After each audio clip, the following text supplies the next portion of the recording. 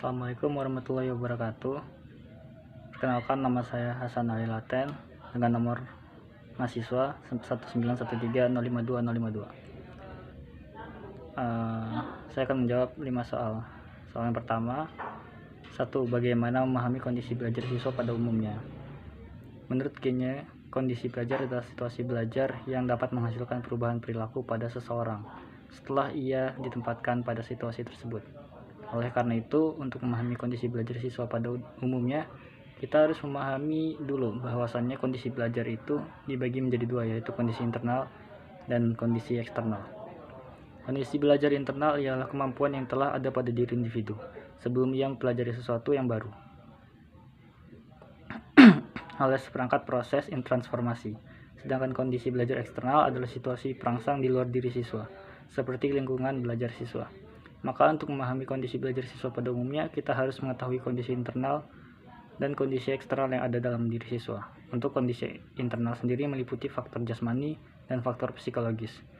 Dan untuk kondisi eksternalnya ada faktor keluarga, faktor sekolah, dan lingkungan masyarakat. Yang berikutnya, nomor 2 ya. Sebutkan dan jelaskan kemungkinan keanekaragaman siswa di sekolah dalam belajar. Menurut Krobach, pada tahun 1954 mengemukakan ada 5 aspek atau elemen dalam proses belajar. Kelima elemen ini merupakan langkah-langkah atau proses belajar yang berlangsung dalam diri individu. Kelima elemen proses belajar tersebut ialah sebagai berikut. Pertama, tujuan. Kedua, kesiapan. 3, respon atau tindakan. Keempat, akibat. Kelima, reaksi terhadap kegagalan. Pengalaman sukses dan gagal dalam proses belajar itu bersifat individual. Misalnya saja, dalam suatu ujian ada siswa yang sudah merasa berhasil kalau dia mendapat nilai 6. Tetapi ada siswa lain yang merasa nilai 6 itu sebagai kegagalan dalam belajar. Reaksi terhadap kegagalan ini tergantung pada taraf keinginan atau taraf aspirasi siswa mengenai prestasi belajarnya. Beberapa karakteristik siswa dalam belajar antara lain ada 5. 1. Cepat dalam belajar. 2. Lambat belajar. 3. Siswa kreatif. 4. Drop out atau putus belajar. 5. Underachiever. Siswa yang tergolong underachiever adalah siswa yang memiliki taraf intelijensi yang tergolong tinggi, akan tetapi prestasi belajar yang dicapainya tergolong rendah, di bawah rata-rata. Secara potensial, siswa yang memiliki taraf intelijensi yang tinggi mempunyai kemungkinan yang cukup besar untuk memperoleh prestasi yang tinggi, akan tetapi prestasi belajarnya berada pada golongan di bawah rata-rata. Timbulnya gejala ini berkaitan dengan motivasi, minat, sikap, dan kebiasaan belajar. Siswa dari golongan ini memerlukan perhatian yang sebaik-baiknya dari para guru dan terutama para petugas bimbingan di sekolah. Gejala kesulitan belajar di kelas merupakan suatu gejala yang nampak dalam berbagai jenis kenyataan. Pemahaman ini merupakan dasar dalam usaha memberikan bantuan kepada siswa yang mengalami kesulitan belajar. Beberapa ciri tingkah laku yang merupakan pernyataan gejala kesulitan belajar adalah: pertama, dia menunjukkan hasil yang belajar yang rendah. 2. Hasil yang dicapai tidak seimbang dengan usaha yang telah dilakukan. 3. Lambat dalam menerima tugas-tugas kegiatan belajar. 4. Menunjukkan sikap yang kurang wajar, seperti acuh nggak acuh, menentang, berpura-pura, dusta, dan sebagainya. 5. Menunjukkan tingkah laku yang berkelainan, seperti membolos, datang telat, dan sebagainya. Menunjukkan gejala emosional yang kurang wajar, seperti pemurung, mudah tersinggung, pemarah, dan sebagainya. Faktor yang mempengaruhi kegiatan belajar di kelas. Ada faktor yang terletak dalam diri siswa, yaitu faktor internal. Yang pertama, kurangnya kemampuan dasar yang dimiliki oleh siswa. Kemudian kurangnya bakat khusus untuk di situasi belajar tertentu. Ketiga, tidak adanya motivasi atau dorongan untuk belajar. Keempat, situasi pribadi terutama emosional yang dihadapi siswa tertentu. Situasi pribadi terutama emosional yang dihadapi siswa-siswa tertentu. Faktor jasmani seperti cacat tubuh, gangguan kesehatan, gangguan penglihatan, dan sebagainya. Keenam, ada faktor bawaan, yaitu seperti buta warna, kidal, dan sebagainya.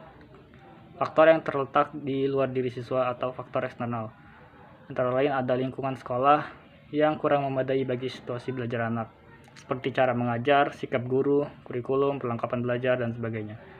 Kedua, situasi lingkungan sosial yang mengganggu keadaan siswa, seperti pengaruh negatif, situasi masyarakat kurang kondusif, gangguan kebudayaan modern seperti film dan sinetron dan lain-lain.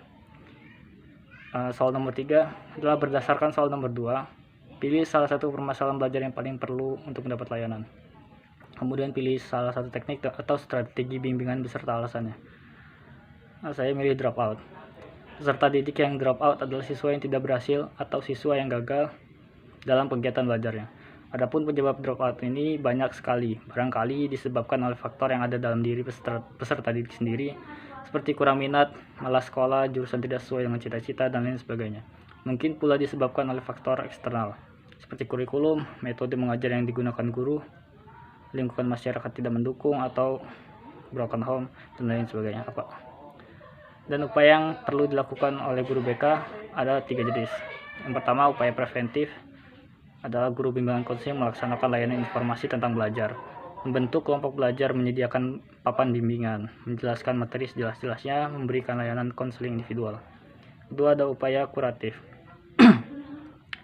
Berarti guru bimbingan konseling memberikan layanan informasi kepada siswa tentang pentingnya mengerjakan tugas rumah, hukuman tidak naik kelas, memberikan pengganjaran bagi siswa yang melanggar peraturan sekolah. Dan ketiga, ada upaya preservatif. Guru bimbingan konseling memberikan layanan informasi tentang menjalin komunikasi dengan baik, menyelaraskan tuntutan dirinya dan lingkungan sekolah, dan memberikan layanan informasi tentang mematuhi peraturan disiplin sekolah, tidak boleh berpakai secara berlebihan, dan menghormati guru BK dimanapun. Guru BK memberikan layanan konseling individual, layanan informasi, dan tidak lanjut dengan memberikan layanan konseling pada siswa. Soal keempat adalah faktor apa yang mempengaruhi efektivitas dan pelaksanaan BK belajar di sekolah.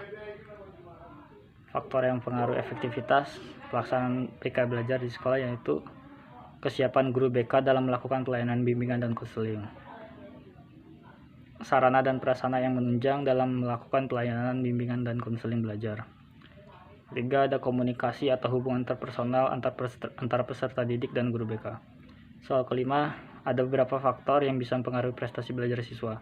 Apakah siswa harus memiliki semua faktor yang mendukung untuk memperoleh prestasi yang baik?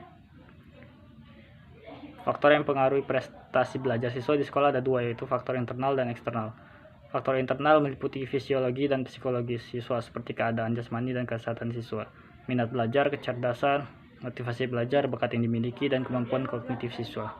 Faktor eksternal meliputi lingkungan keluarga, lingkungan masyarakat, lingkungan sekolah, kurikulum, program sekolah, metode mengajar guru, sarana, fasilitas sekolah, dan lain-lain. Untuk memperoleh prestasi yang baik, siswa harus memiliki faktor-faktor tersebut. Karena jikalau hanya mengandalkan proses pembelajaran saja, jelas tidak cukup. Siswa harus memiliki kesiapan yang matang dalam meraih prestasi. Selain itu, lingkungan yang sehat juga berpengaruh dalam memperoleh prestasi yang baik. Sekian, terima kasih dari saya. Wassalamualaikum warahmatullahi wabarakatuh.